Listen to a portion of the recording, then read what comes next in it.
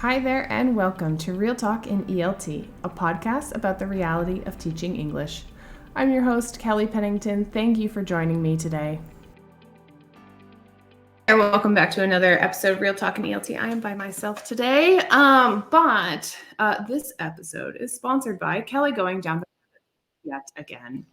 So it's a constant issue going on with me. So one of the things that I started getting interested in, and I kind of have just become a little not obsessed with, I'm not going to say that I'm obsessed, though I do have obsessive tendencies, is that I start getting really excited about new projects or people that I meet, and then I get really into whatever they're into because it's just interesting to me because it's usually something that I haven't seen before.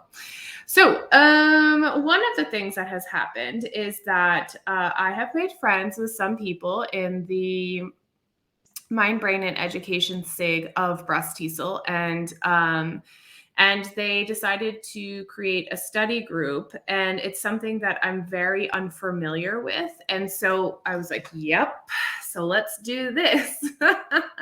It's that type of thing. So in their study group, they've got what they're going to do. And a lot of the special interest groups do have study groups. So it's quite nice. And what they're doing, I chose to, okay, I've got a lot of projects going on. Let's just preface this whole conversation with Kelly has way too much to do, but she involves herself in things that she probably doesn't have time for.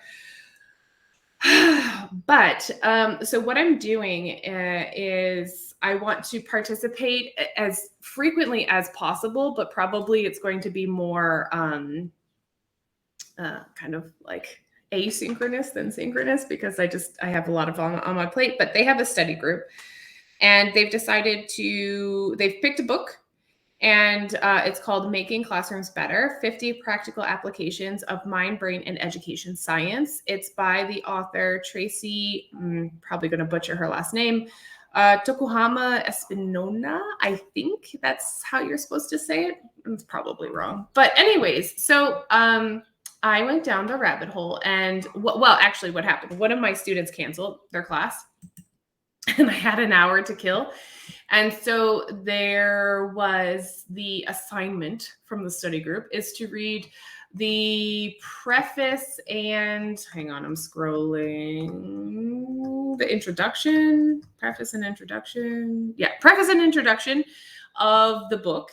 So then, of course, I downloaded it and got everything ready here. And sorry, this is probably really annoying, my scrolling sound. Anyways, so as I was reading it, I had some thoughts that I wanted to share. I also wanted to share because I think that some people will probably be quite interested in the Mind, Brain, and Education SIG and like what they do and what they talk about. It's quite interesting because it's the theory and the science and everything just kind of blended together. It's wonderful, actually. And they've got some pretty cool people there. So anyways, you can join. If you're a Breast TESOL member, you should probably join so you can join the study group. But you can also join the Business English SIG, which if you're a business English teacher, please join us because we do have other cool things going on too. All right, so my thoughts on the introduction. There's going to be lots of clicking. I'm sorry, because I have to keep it here on my monitor, my other monitor. I'm also not going to be looking at you. But so there's this guy, John Hattie, and he coined the term visible learning because he did, okay, hang on, I'm just going to literally read it from here, that he completed a 15-year comparison of over 50,000 studies involving 240 million students from around the world to determine the factors that impact achievement. It was super interesting, actually, to look at because, hold please, let me click over here. Ugh, why? I don't want to, okay, anyways, yeah, we'll do it the way that my computer wants me to do it, but I thought that I would just have it open. Anyways, okay, so these factors, they're actually quite cool. So it's called Visible Learning, plus, and this is the 2018 study, the updated one. And what they do is they break it down into different categories, like student, curricula, home, school, and they talk about and then those categories are broken down. So I'll just give you, like, student, for example: prior knowledge and background, beliefs, attitudes, and dispositions, motivational approach and orientation, physical influences. And so then that is further broken down into categories. So if we look at prior knowledge and background, field experience, non-standard dialect use, prior ability, prior achievement, self-reported grades, relations of high school achievements to career performance, etc. So it has all of these different categories. And one of the things that was interesting, it has the statistics with it, and they've color coded it. So the red ones are likely to have negative impacts on student achievements, and the blue ones are potential to considerably accelerate student achievement.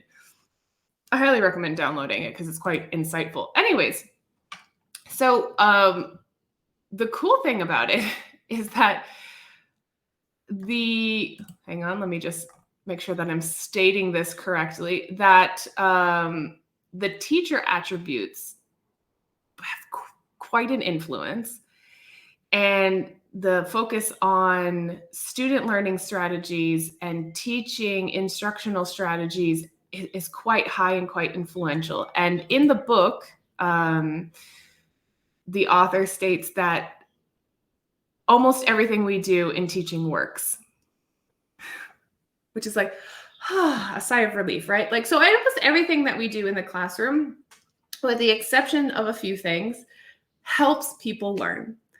However, there's different degrees in how much those things help people learn, and that's kind of what she went through in the introduction. So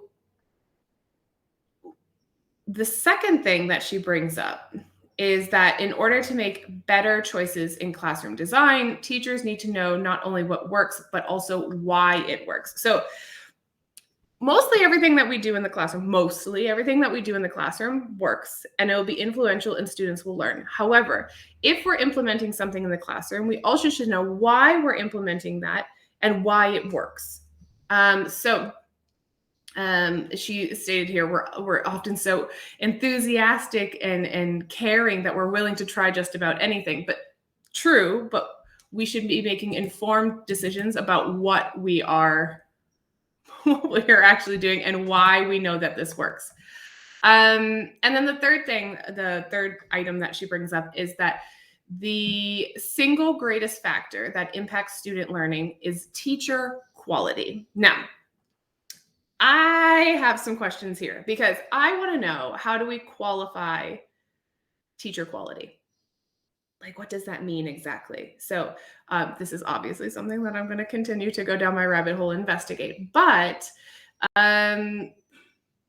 it was interesting to see that there was a couple lines here that said high quality teachers let me go back. Okay, so she says here, this means that student learning outcomes are not necessarily reliant on costly or policy-dependent choices for new text, after-school programs, or expensive technology adaptations to the classroom. High-quality teachers make for high-quality learning, which is great. So then obviously professional development plays a huge role in people being able to be successful with their students and provide quality education. However, my question is, how do we qualify high quality teachers? So I'm going to need to dig into that a little bit. And then she goes into, and this is just the introduction, but I'm saying that I really enjoyed just sitting there and reading it in between my classes. She goes into what is mind, brain, and education science, and gives you a little bit of the background and the history of it and all of the other, how would I even say that? The other areas that influence it. let's see. Oh, she also discusses that MBE is complex, but not necessarily complicated. So that, yes, there's a lot of things that are complex when we think about mind, brain, and education, but it's not super complicated. Like it's going to take you it's just that there's complexity to it because there's so many factors and considerations that they take into it.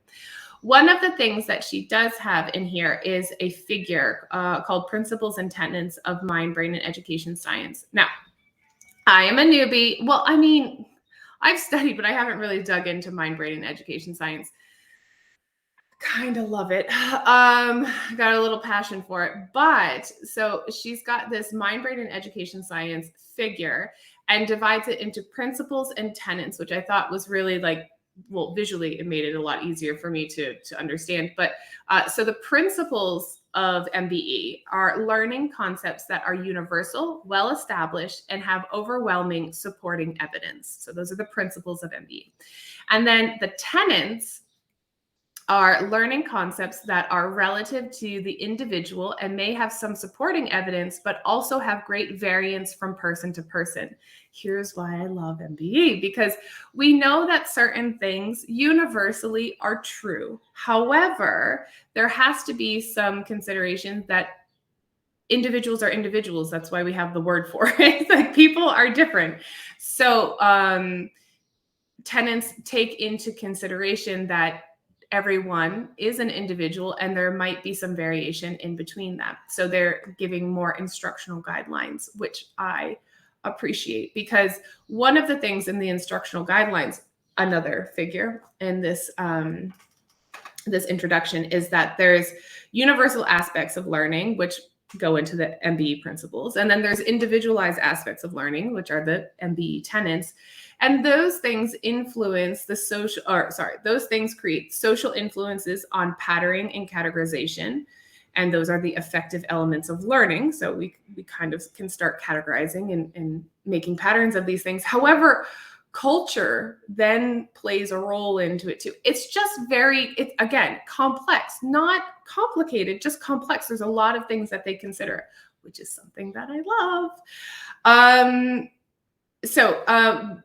She wanted to keep things in perspective too, to kind of close out this was in the middle.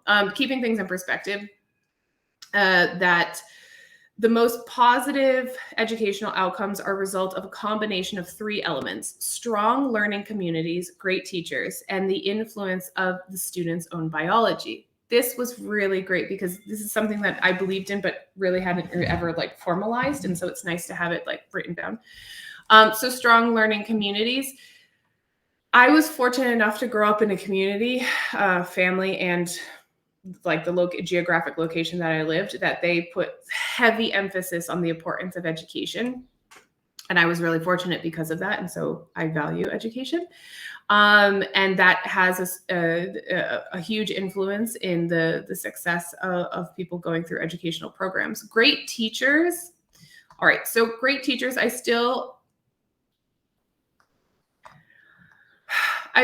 iffy on this. I'm not iffy because I don't believe it, but I just want to know because here literally it says, because there's educational research, there's Hattie, Marzano, Pickering, Pollock, that say an undisputed point in educational literature is that the teacher is the single most influential factor in student learning.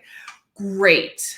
But how can we actually qualify? Maybe I just want not a checklist or statistics, but I want it to be more clearly defined. I understand that teachers are influential, but I need more. I need to dig into that a little bit more. And then the biology. So obviously in children, there are huge amounts of information and studies and everything else going into how nutrition plays into it, emotion. Biology is huge characteristic. They talk about hold on,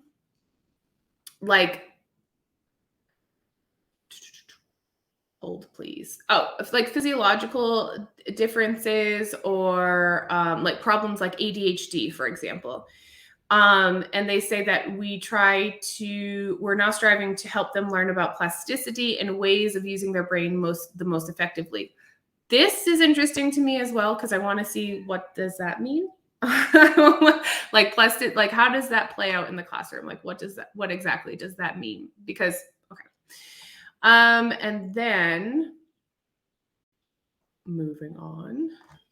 There was one more thing that I wanted to talk about, but anyways, yeah. So there's a lot of, again, I think that I'm excited to read the book. Actually, I ordered it. I literally read the introduction. I was like, yeah, add to cart, ordered it. So I think it's because it has a really compatible perspective of what some of my belief system is. And it's introducing me into this whole other field that I'm not super well versed in. So I like to dig into things as an information gatherer. But I do like the idea of stating that there are things that are complex because they have so many components and so many factors and influences, but not necessarily complicated or confusing. We just need to take into a wider variety of considerations. So, and I think that after I read this and I reflected a bit just on the introduction, is that some people, I'm going to hedge here because I can't overgeneralize anything, but some people get into education thinking that there is a right way and a wrong way, and that, we have to follow these steps and do exactly this. And I don't think that that's necessarily true. And I understand that teachers are overworked and underpaid usually, and we have, day-to-day challenges. But at the same time, we need to, one, obviously educate ourselves and be up to date on the newest information, but also take into consideration that we have these universal truths that are supported by some information, statistics, literature, whatever. And then we also need to think of going back to like the idea of principles and tenets, that there are individuals. And so while we can say universally that some things are true and some things are supported, it doesn't necessarily apply to all individuals. But not everything can be completely customized and individual. Like, we have to use a balance between the two. It just made me start to think about people. I mean, because we have all of these methodologies, right? And so from the history of histories, we go back all the way to like grammar translations and things like that. And people say, well, that's bad, and this is terrible, and no, I mean, as we've gone through history and methodologies, we have to think we've actually picked up some universal truths along the way, which have been supported and then turned into some learning principles. So yeah, those are my thoughts so far. I will continue to read this book. It's coming from the US. I ordered it from my motherland, and it's being shipped down here. And so once I get it, I will continue to update you on any insights. But I do recommend joining a study group, because it's always very beneficial for me to bounce my ideas off of people. And yeah, I think that's it for today. So check out this book, Making Classrooms Better, 50 Practical Applications of Mind, Brain, and Education Science. I thought it was quite nice. The cover of it is a blackboard with a little girl drawing the B for better. And join a study group, make some friends, talk about things that you're uncomfortable talking about, so that you gain a better perspective. And that's it for me today. Ready to join the conversation? Head on over to Instagram at Real Talk and ELT Pod, or at Kelly Pennington ELT, and send me a message. That's it for me. Take care of yourself, your health, your vibe, and your tribe. Until next time.